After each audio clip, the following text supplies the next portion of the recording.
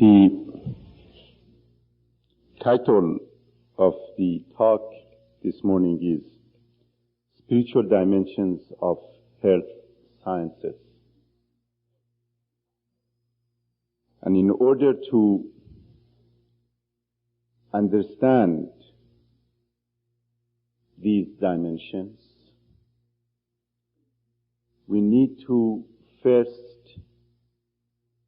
focus upon few concepts. These concepts are quite unique. And I would begin with the most important of them as far as this address is concerned. And gradually in the course of my talk would refer to others.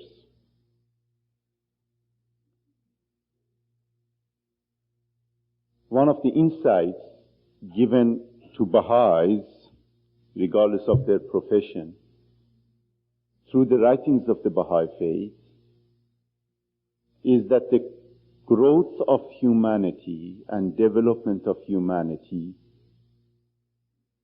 collectively parallels the growth of the individual. Therefore, humanity collectively goes through the stages of infancy, childhood, adolescence, and maturity. Now,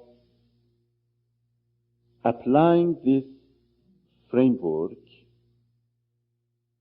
to the development of science and art of medicine and its relationship to religion and the spiritual dimensions of life of man reveals several very interesting insights. Therefore, allow me to look, however briefly, at the relationship between religion and medicine throughout the recorded history. We can identify at least 5 eras in that relationship.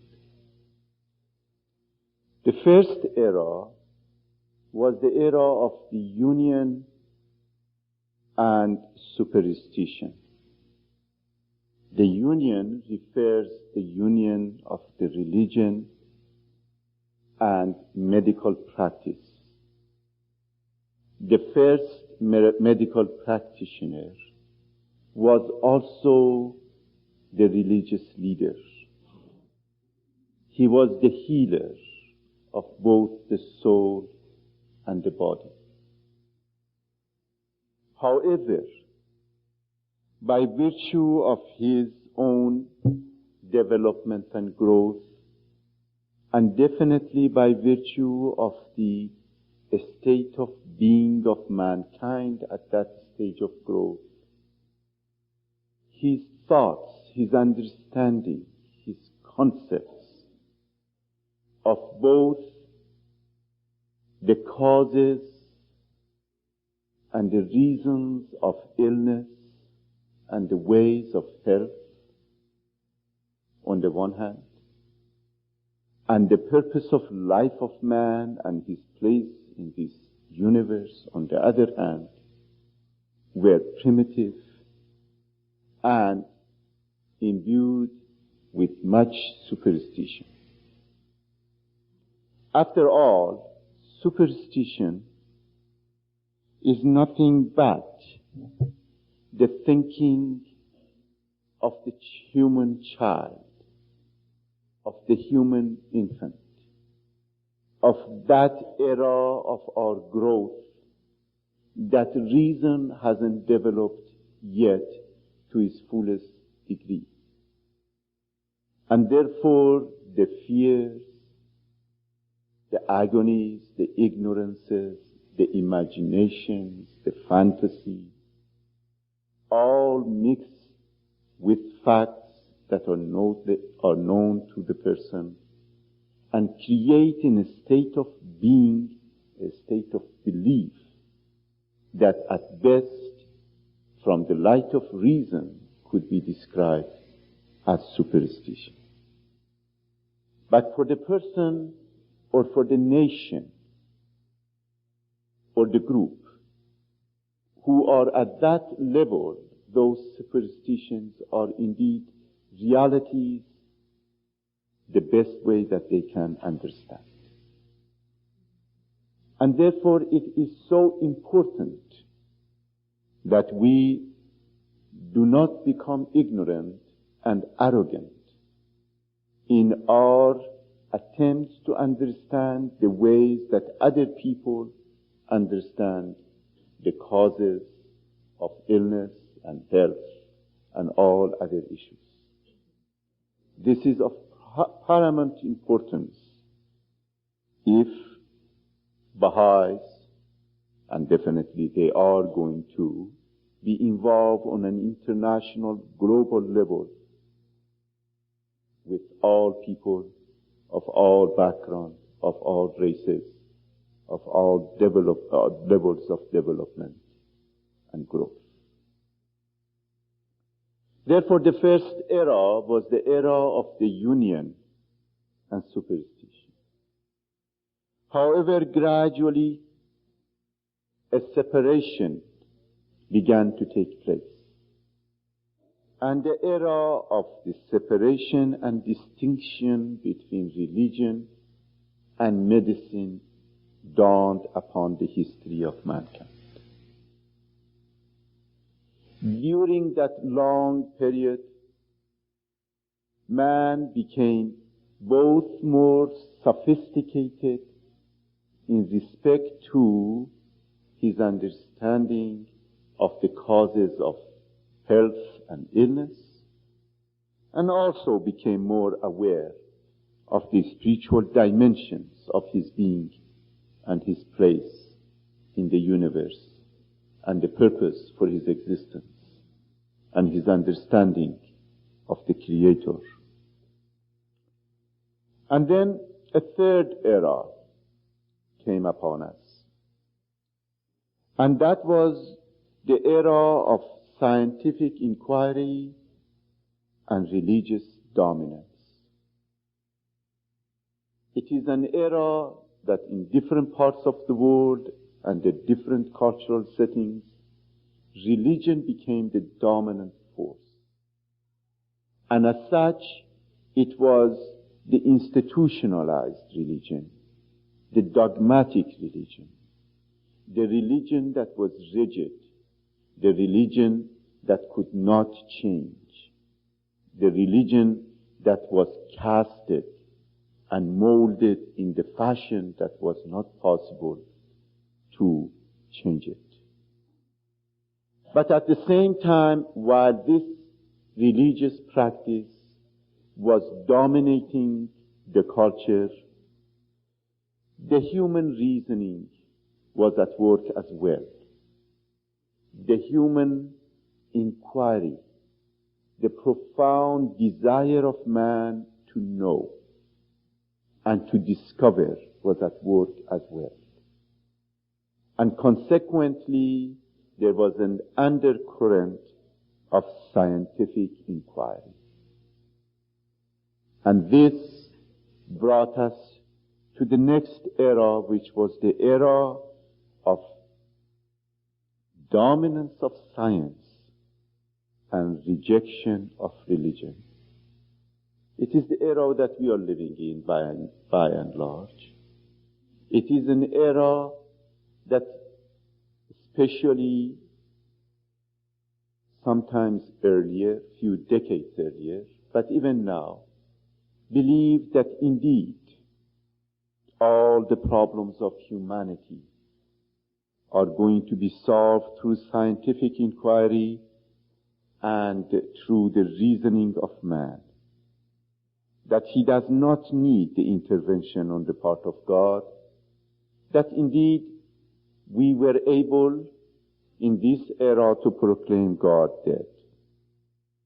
And the proof of it was that it was the headline on the cover page of the Time magazine.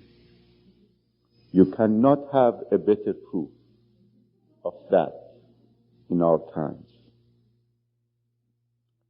However, from vantage view of Baha'is, there is a new era already in progress, which would replace the era of the dominance of science and rejection of religion.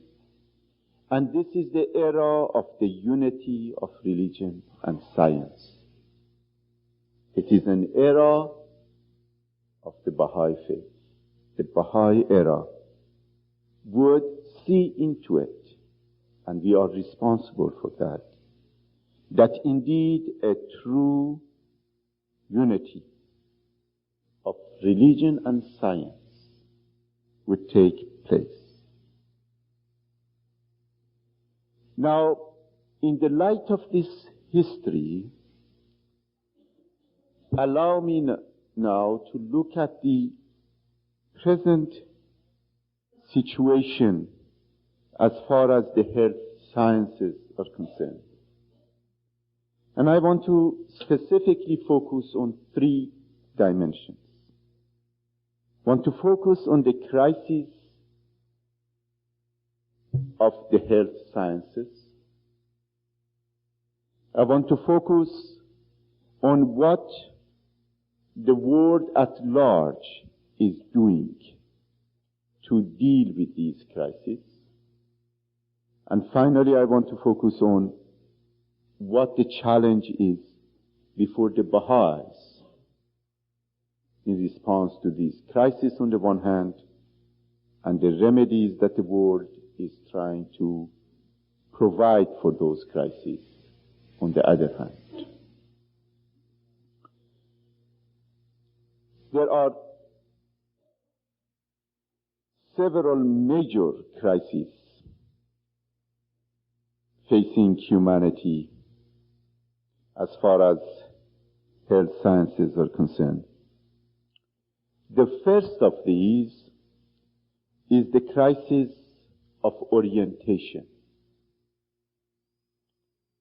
And I like here to mention at least three of them.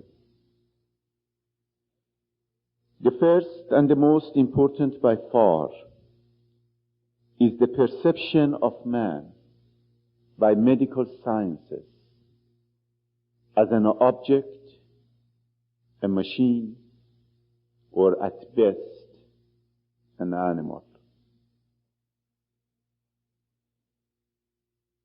All the inquiries in medical and health sciences deals with human beings in one way or another along those three lines that I outlined. Consequently, we find ourselves with a very sophisticated machinery of health, very sophisticated tools, very sophisticated techniques, and very inhuman methods of healing. The second crisis of orientation in medicine is the crisis of being disease-oriented. There is a tendency to wait until people become sick and then provide the remedy. Consequently, by that attitude, we promote disease. We encourage people to become ill. And this is especially important at a time when mankind has no refuge, when humanity is alienated, when people are isolated, when people are lonely, when they cannot communicate and relate. At these times in history, people need someone to relate to go and to talk to open their hearts, to make a human connection. So, the result is that some 60 to 70% of all the patients that the general practitioner sees in his office, and by that matter many specialists see in their offices, are there simply to make a human contact and nothing else. But because you cannot make a human contact with a physician without being ill, therefore you develop symptoms and pains and aches, and then it's legitimate to go to the doctor. This disease orientation also has caused in development of a health delivery system which spends most of its finances and energies and resources in establishing hospitals and places where acute health disease is taken care of, and no mention of prevention is made.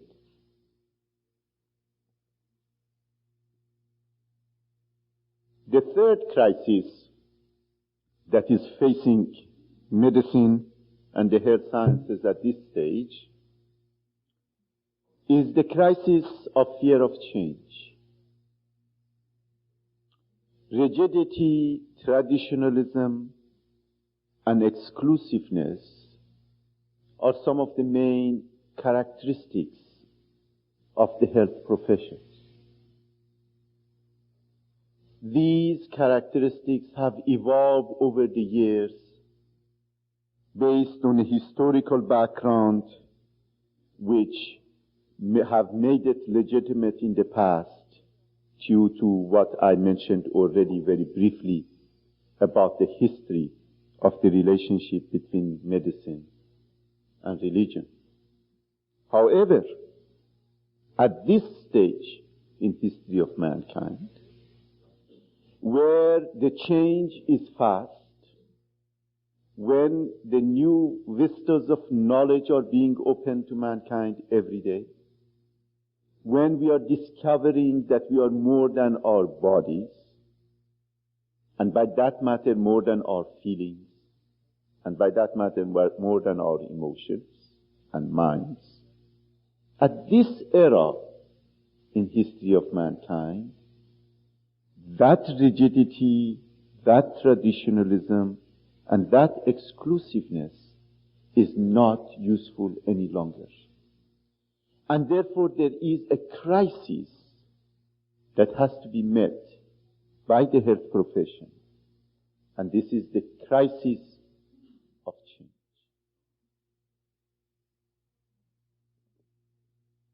Now, these are the three crises in the realm of orientation that I chose to mention here. The second set of crises are the crises in respect to medical practice. In keeping with the first crisis and with the orientation of man as an animal and an object, the most important crisis in medical practice is that the physicians have become technicians of body. And if they are in psychiatry, they are technicians of mind. Therefore, physicians have lost some of those basic fundamental qualities and characteristics that over the centuries, over the history of mankind, has made medicine such a noble profession and such a noble science and art. to be a technician does not make you to be able to practice that nobility to the utmost level that is necessary in dealing with those who suffer. But the orientation of human being as an animal or an object or a machine makes it possible to become a technician. Very closely related to this, of course, is the crisis in the area of the treatment in the medical practice. Because the treatment becomes a mechanical activity. The most important, the most famous, the most acknowledged physicians are those that they are the most technically capable, that they can change hearts and kidneys and brains in future. Those are that could actually perform feats of miraculous technical competence. These are very important. They are extremely important. But they are not enough by themselves. And I would refer to this theme again in the course of this presentation. The third crisis in the medical practice that I like to mention here is the medical practice as an economic enterprise. The whole relationship between money and medicine has clouded the horizon of this noble of all professions.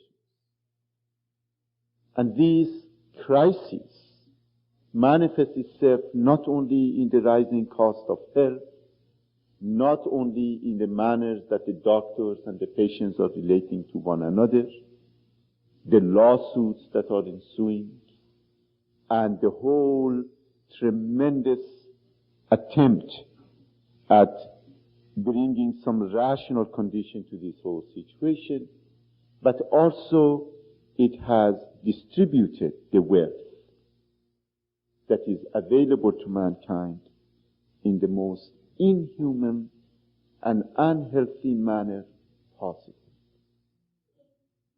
Allow me to give you some examples. We have the largest number of deaths in the world, not as a result of disease, but as a result of malnutrition. You see, medicine and death are closely related. Okay. We have the largest number of deaths in the world, not as a result of lack of knowledge of how to prevent most of the diseases that afflict mankind, but because one of the reasons, because the economic processes doesn't allow the use of the economic resources for prevention and education. The whole relationship between the money and medicine is in a very unspiritual and unhealthy level. Now, the third crisis facing the health sciences is the crisis of medical ethics. There are several areas here. One is ethics of research. We are facing with the dilemma of the genetic jinx. What are we going to do with our genetic research? And people are asking, who is going to decide whether we could get involved in that kind of research that could, by mistake or by purpose, on purpose, cause an increase in diseases in increase in deformities, or even worse, in decreasing the diversity of human race. After all, the most important, the most potent, the most valuable resource of humanity is the diversity of the world of humanity, and not the sameness of the people of the world. Look at this audience. If in this audience we had all the men and women exactly the same, and the most beautiful, and the most intelligent, and the most marvelous, but all of them exactly the same, and identical, and no change, this would have been the most uninspiring, unexciting, boring place to be in, because no one would have been anyone. And this whole idea of creating the super race and the superman is one of the most greatest of the ethical challenges facing humanity. Because as you know, as Baha'is, what is necessary for mankind is not the sameness, but it is unity in diversity. The second of these crises in ethics of medical research is related to the dilemma of human experimentation. You know, whenever you want to develop a new technique or a new medicine, you have to test it on people eventually. But it is one thing to test it on people when they are informed, they are aware, they have a loving relationship and trusting relationship. It is another thing to test it on people who are prisoners, people who are mentally ill, people who are crippled, people who don't have any ability to defend their own rights. And the third problem in the ethics of medical research is again the economic strings that are attached. You cannot get funding for a research if your research is not keeping with the opinions, wishes, and desires of the body that is going to fund that research, be it a pharmaceutical company or a behaviorist or a person that thinks man is an animal or a professor that thinks man is a machine or whatever. The second crisis in medical ethics is related to ethics of the practice of medicine, the most important of which is prejudice. Physicians and all other people who are in health profession, by virtue of being human beings, they are subject to prejudice. But there is no other place in life of human experience that prejudice could be more devastating than in practice of medicine. Because you're dealing with the question of life and death, the question of pain and suffering, the question of happiness and joy, the question of the individual, the family, and the community.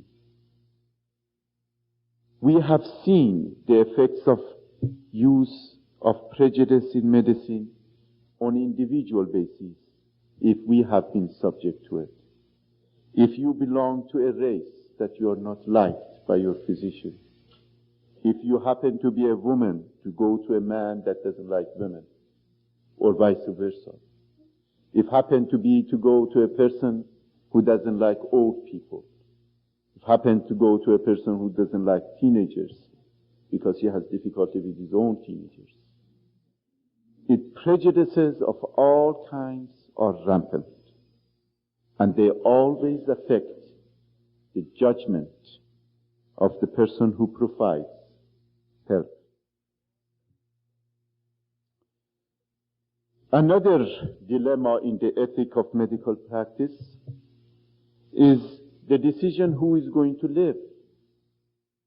Because you have many that need kidneys and you have few kidneys. Many who need hearts and you have few hearts. Or not enough money. Or the person is not important enough. Or the person doesn't have a high status. Or whatever. And another of the same dilemma is who should die and how that person should be allowed to die. These are the crises facing medical practice.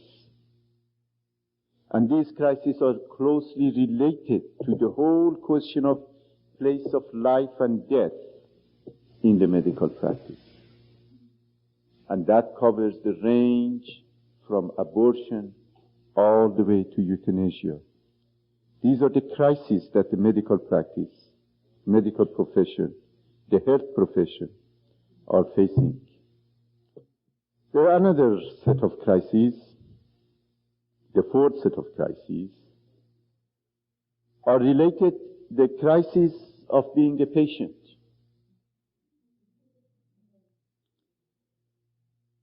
One of them is that people have a no disease orientation rather than being well orientation.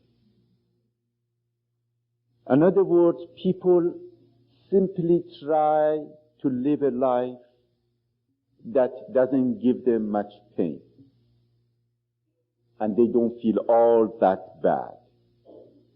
But if they are fat, and if they are smoking, and if they cannot walk fast, and if they cannot talk without going out of breath, and all of those things, it really doesn't matter. They are not ill. And then, consequently, you have a population that is simply not well. The North American population is a good example of it. Just go to one of the holy places of our cities, supermarkets, shopping centers. I have taken that from Glen Airport. And watch people passing by. And you see that you don't see the well people. You just simply see people who don't feel they are ill. The second problem and crisis of being a patient is related to the immoderate and animal-like lifestyle. Life of people, by and large, doesn't follow the lines of moderation. And whenever we don't live a life of moderation, we engender our health as a whole. And the animal-like life simply means that people do what they do, when they do, how they do, without consideration of anything except that it feels good. Animals do the same. But human beings are not animals. The third problem related to the crisis of being a patient is our attitude toward pain and suffering.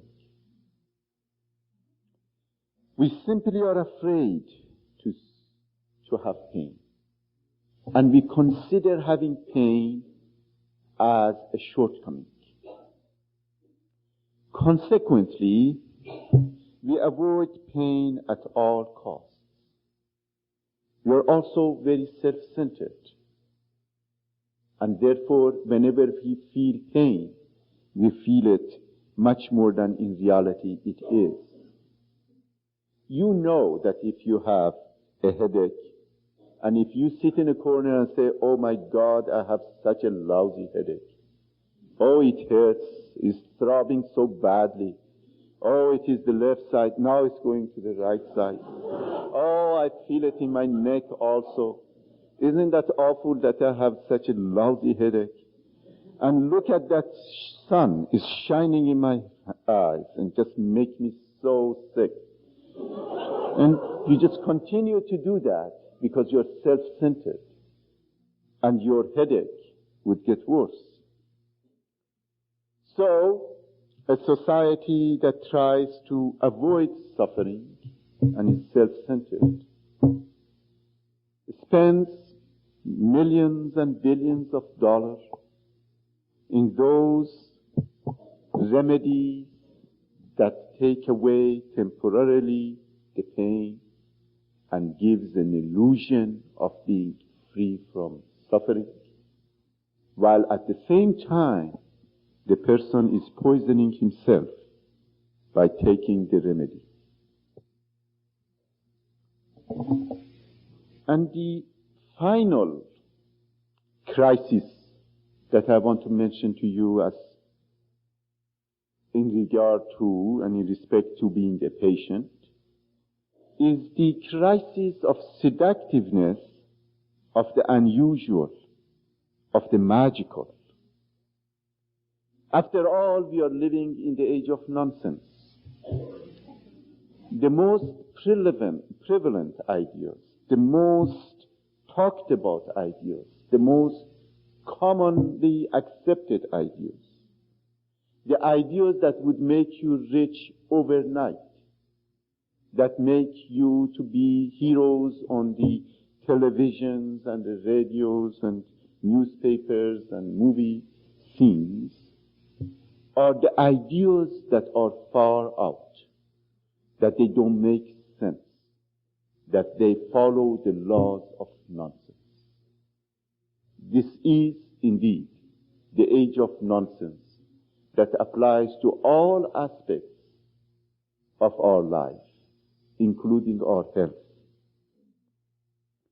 And nonsense, my dear friends, is very seductive.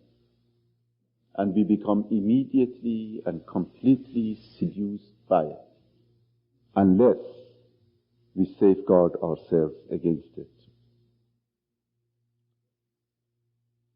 Now, the fifth crisis that the health sciences is facing in our time is the crisis of patient-doctor relationship. The trust, the confidence, the hope that the patients used to have towards their physicians is disappearing fast. After all, it is very difficult to relate to technicians with those sentiments. The spirit of service, the idealism, the optimism that characterized the physician of the past is disappearing fast also.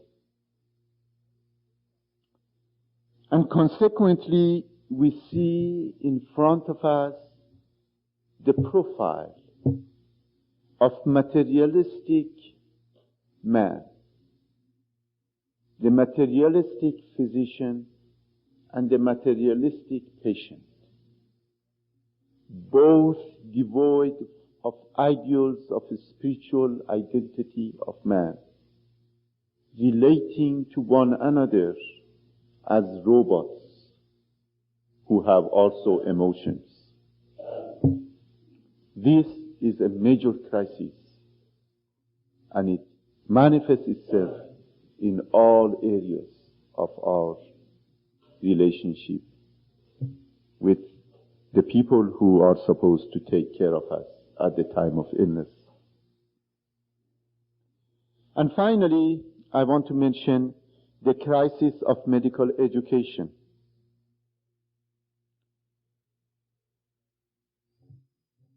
Medical sciences and health sciences include a vast area and a vast vista of knowledge. And this area of knowledge is beyond the capacity of a human being to incorporate all of them. Consequently, the process of specialization becomes ever more important. And even in the process of specialization, that best the focus would be on the organ that person is going to deal with, rather than the organism, the human being that we have to deal with. The new physicians are growing to become able to emphasize mechanics, facts, learn all of the techniques, but they hardly have the time or the opportunity to learn about the human being, the patient, as a person, as a whole being. This is a major crisis facing the educational system. The medical students are chosen according to their level of competitiveness, to their level of IQ, rather than having a high level of HQ, which is human quality. These are very important crises facing us. Now I'd like to focus on the question of what the world is trying to do about these crises. And I would follow the same outline as I did before. Here I'm not referring to any efforts on the part of the Baha'is, but on the part of the humanity as a whole. And here I'd like to mention another principle and concept that is extremely important. As you know, this is in a new age in the history of mankind. This is a spiritual springtime. We do not know, and humanity doesn't know, how fortunate it is to live at the beginnings of coming of a manifestation of God, at the beginnings of a springtime. You know how exciting it is to observe and experience the coming of spring. One of the reasons I came to Canada is to have a lengthy winter, so that I can experience the coming of the spring. It is the most exciting thing, you see. I yearn for it for 6 months. When the springtime comes, then the whole of the humanity, the whole of creation comes to life. Some knowingly, and some not knowingly. Those bushes that have already come out of the ground, they directly experience the spring breeze. They directly experience the rays of the sun at the time of spring. And therefore they behold and experience consciously the process of coming of a new spiritual springtime in life of humanity. However, those seeds that are growing and still are covered with the veils of the dust of the material existence, these beings also experience the warmth of the sun, also experience the life-giving effects of the breeze of the spring, and they begin to grow also. Therefore, we should not be surprised, rather we should be delighted that movements are taking place all over the world, amongst all the people of the world, regardless of whether even they know about the Baha'i faith or not, that focuses and aims towards solution of these crises along the new lines that we as Baha'is are familiar with. So with this concept in mind, I like to go over those crises one by one again and share with you what is happening very briefly. First of all, I mentioned to you that the most urgent crisis is the crisis of medical orientation.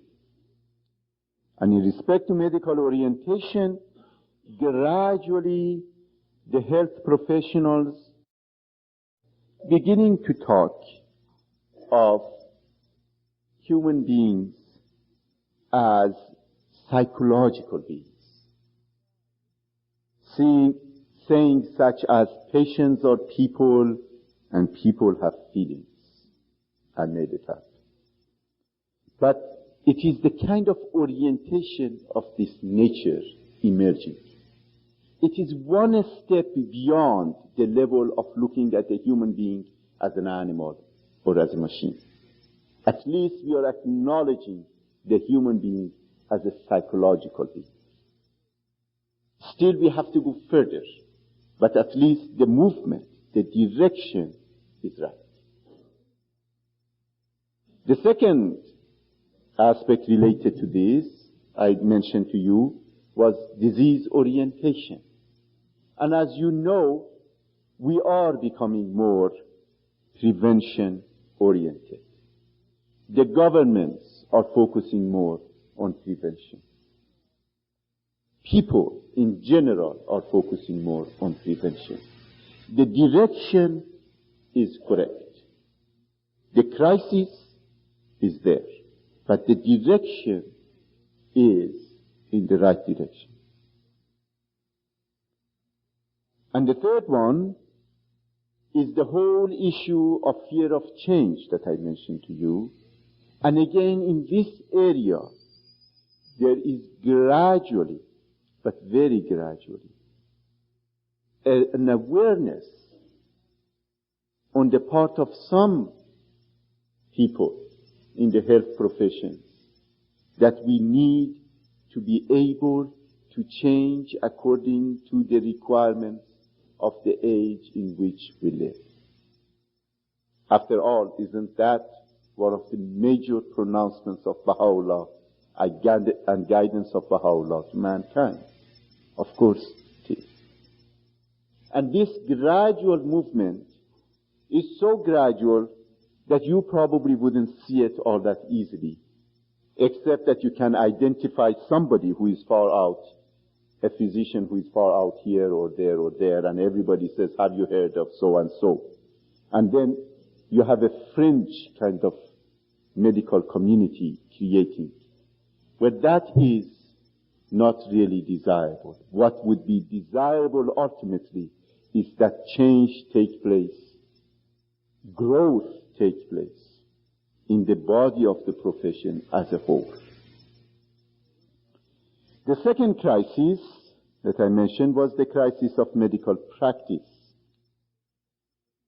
Here again, although physicians are acting by and large as technicians, nevertheless, there is more focus being paid on emotional aspects of people's life, on social aspects, on intellectual aspects. There is a movement into that direction. The other aspect is that our methods of treatment is changing. You see, if you are dealing with a machine, you really don't need to have methods that are very humane. By that method, if you are dealing with an animal, you don't have humane methods. You need humane methods for human beings, you see. Gradually, as we are becoming aware that we are dealing with human beings, gradually the methods of treatment are becoming more humane. But that again is very gradual process. And economic aspects, as far as the practice, as I mentioned earlier, again, to some extent it's improving. The example of it is the insurance systems, for example, in Canada, as you could compare it to other lands or to a number of years before. So as you see, there is a gradual movement towards changing the medical practice and decreasing the crisis that I mentioned.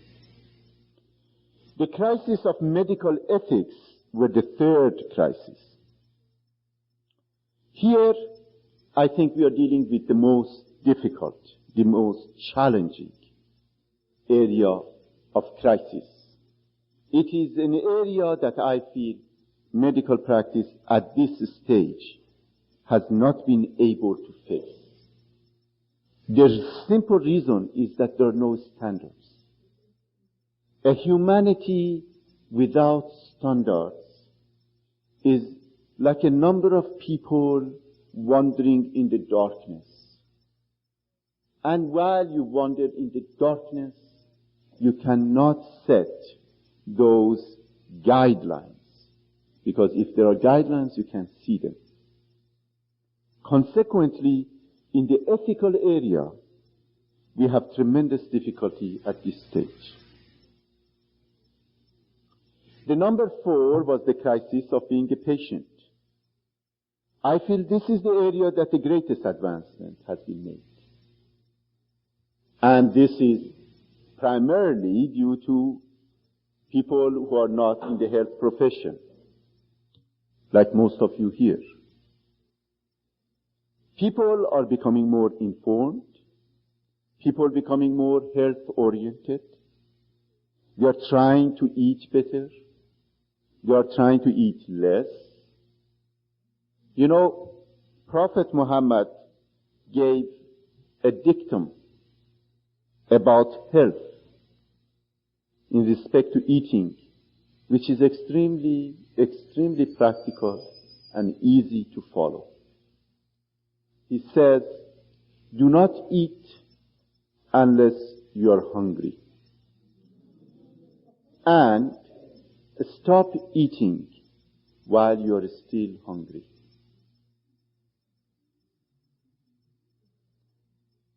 People, however, following that dictum to a large degree, depending on how they do it.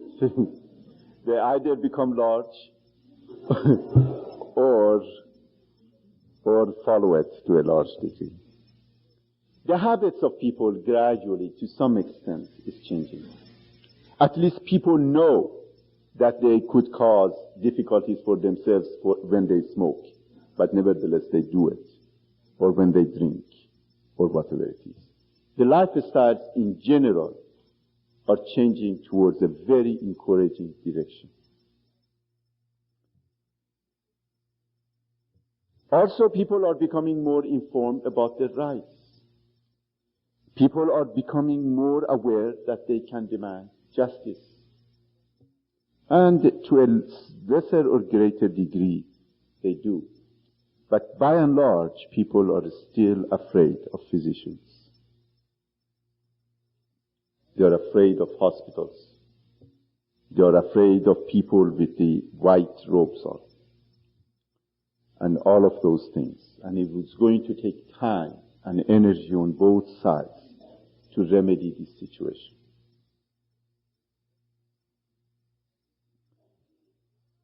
At the same time, people are becoming again more interested in the non-traditional, in paramedical, in pseudo-medical, in the pseudo-scientific ways of treatment.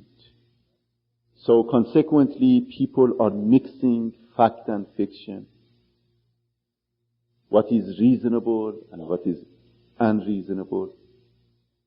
What is healthy and what is unhealthy. Is a life of paradoxes that we live. The fifth area of crisis that I dealt with earlier was the area of patient-doctor relationship. Again here, some improvements are being made. At least some awareness is there. These improvements, however, are on the area of emotions and feelings, trying to create a good atmosphere and address yourself to the emotions of the person. In the area of giving information to greater or lesser degree. And in the area of trying to reestablishing the trust. But the spiritual dimension does not come in. Finally, the sixth challenge, the challenge of medical education, is probably the second most difficult challenge. But in that respect, at least, there have been some improvements in recent years. The whole idea of development of psychology, medicine, medical psychology, the whole idea of focusing on diets, and diets taking place, an important place in health practices. The whole area of focusing on death, on birth, on the diet of the mother at the time of pregnancy, before the time of pregnancy, on the part of the mother and father. There are many areas of exciting research that indicates how important the orientation of the person, the lifestyle of the person is in respect to these matters. There is a greater tendency toward re-establishing the family practice of the past. There is an attempt to treat the patient as a whole human being. But there is much change needs to be done in this respect.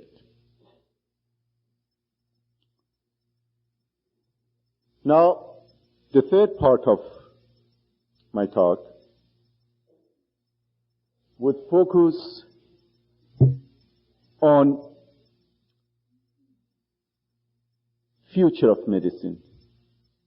And here, the future from the vantage view of the Bahá'í community, of the Bahá'í faith.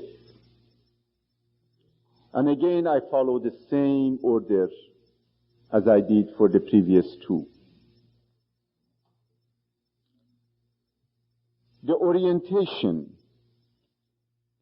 in respect to nature of man is very easy solution for the Bahá'í. According to teachings of Baha'u'llah, human beings are created as noble and spiritual beings. All our activities and endeavors should increase this nobility, to safeguard his spiritual reality, and to make sure that it would not debase his most noble of all created beings.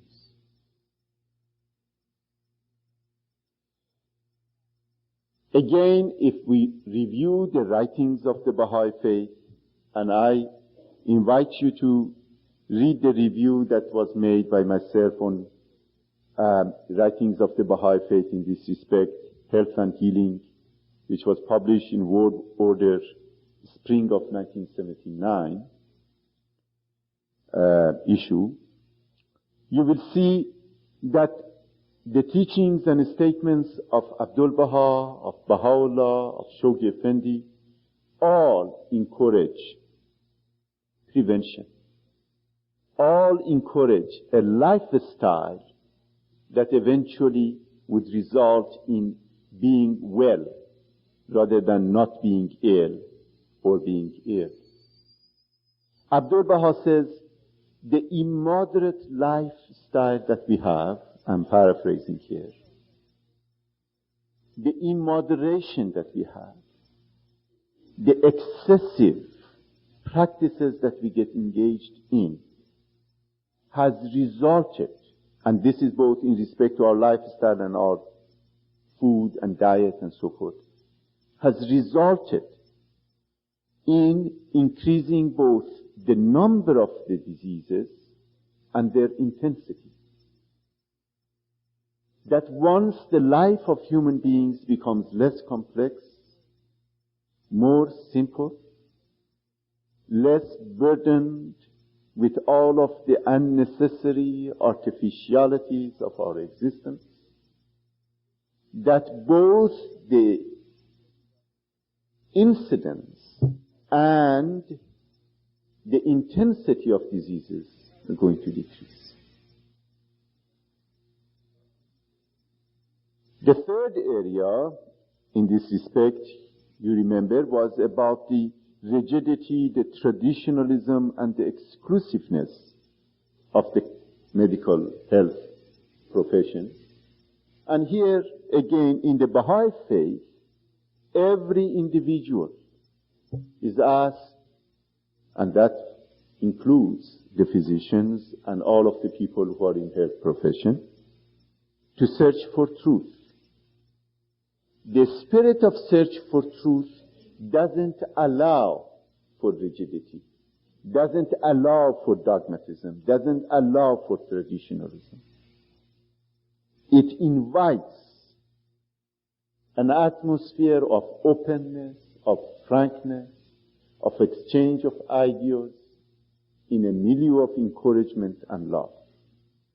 And that is the kind of milieu that we will establish. The second crisis was the crisis of medical practice. And how would it be the medical practice in the future, in a Baha'i era? Well, in that time, the physician would become a healer of the body and of the mind and of the whole being. His spiritual orientation, his turning to God at the time of encountering his patient, prayers, all those processes would put into motion new forces that are totally unknown to us at this stage in our development. You know, after years of being in medical practice, it dawned to me that I should follow these practices. It never had dawned to me before, and then one day, bingo, I said, you know, isn't that interesting? Abdul Baha has said those things, and Baha'u'llah has said those things. Probably those apply to me as well. And consequently, I began to say prayers by myself whenever I would encounter my patients. I do not know how it works, but I know that it definitely clears my mind from everything else that I have been preoccupied with before, and puts me in a kind of state of being that I would be able, with all my capacity, to relate, to love, to communicate with the individual that I'm dealing with. And that helps to deal with one's prejudices, because we have a lot of prejudices. And that is really helpful. It helps also establish a state of calmness, communication, and so forth. It works. So, in medical practice, the physician is going to become a healer. You know, one of the problems that we had with this conference was that we called it First Bahá'í International Conference on Health and Healing. And a number of our Bahá'í friends who are in this field attempted to take time off and to come to the conference. And their supervisors would not allow them because of the word healing. Because they thought that healing means laying of hands. Because that is the concept that exists today. You talk about treatment and cure, which are basically mechanical activities. A healer has a different quality. A healer is an individual who not only has the knowledge, not only has the technique, not only has the ability, but he, with his whole being, with all of his capacities, intellectually and spiritually, tries and attempts to fulfill his responsibility. So we are going to have a resurgence of the healer, but a rational healer. A healer who is able to bring together the science and the religion, the spiritual dimension of man and the intellectual dimension of man. Not the superstitious, not the fictitious, but the healer in this new light. Consequent to this, the medical practitioner and the health practitioner, as he gets engaged in his activity in this process, he approaches it as Baha'u'llah has told him to approach his practice, in a spirit of service and in a spirit of worship, free from prejudice. These are specific statements and guidance given to a physician, a Baha'i physician, that we have to see our act an act of worship, that we have to approach it in a spirit of service, and we have to be free from prejudice, and we have to turn to God in the process of doing that, knowing well that ultimately it is God who heals and not man. And this is the statement very clearly mentioned both by Abdul Baha and the beloved God. And again, the references you can find in that paper.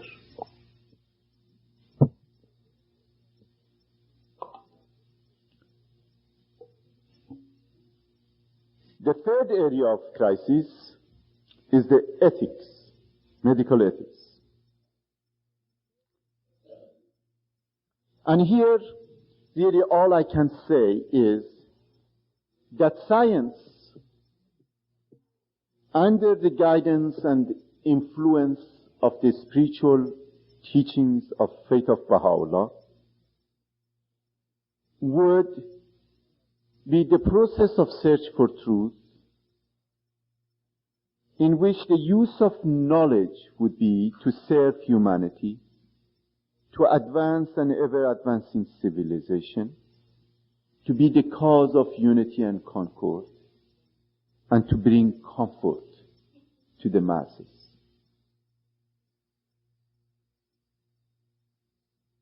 And it is within this concept and with this framework and the framework of nobility of man, the integrity of a human being, the sacredness of human life, the joy of death, and going to the other realms of existence and continuing one's progress and growth an ever ongoing process of getting closer and closer to object of our adoration and love, which is God, that process would make it much easier, that framework make it much easier to establish the new ethics of the new age for the new medicine. The absence of prejudice, the spiritual solution to economic problems would allow to alleviate the masses of people suffering and death because of malnutrition, because of lack of application of knowledge to all aspects, medical knowledge to all aspects of prevention and treatment. The legal aspects would be dealt with in the principle of justice. As you know, the most beloved of all things in the sight of Baha'u'llah is justice. And as such, justice have to become a hallmark of the new medicine. The fourth crisis was the crisis of being a patient. Here, again, there is a wealth of guidance. First of all, Baha'u'llah unequivocally has stated, when you are ill, go to the best physician possible. There is no exception. Shoghi Effendi says, even if you are the most renowned physician yourself, and even if you are slightly ill, go to the best physician. The problem is how to find the best physician. Well, that is not in the writings. However, the guidance is there. Our dear beloved friend who is in Apa Kingdom, and I'm sure is hovering around here, Alan Rayner, was facing with this dilemma at the time of his illness.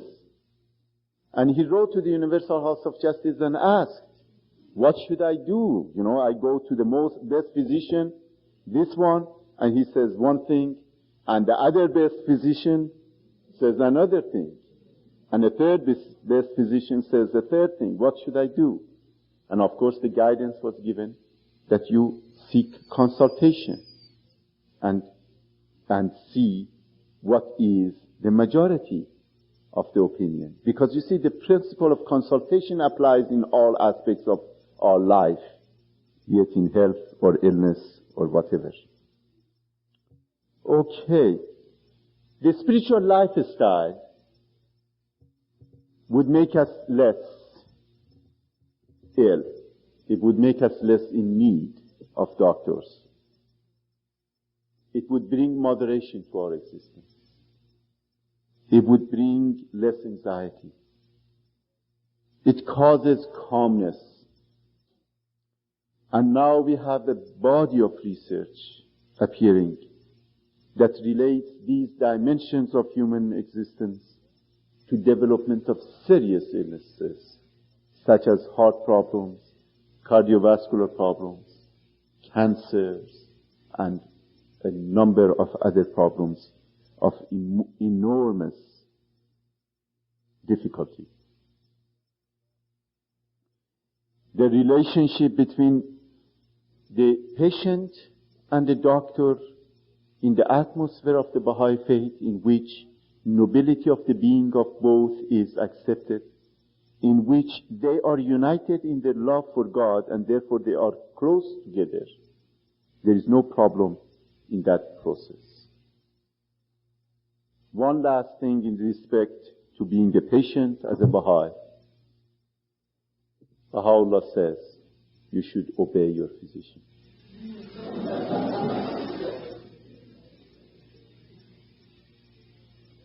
Number 5, the crisis, already I have dealt with it in the concept of number 4, the doctor-patient relationship, and therefore becomes the 6th one, and that's the medical education. The medical education, no doubt, in the Baha'i community is going to be closely related to the spiritual dimension of man. After all, envision the human society, the Bahá'í society of the future. In each city, there would be a house of worship. The house of worship would be the center, around which a number of institutions would be erected.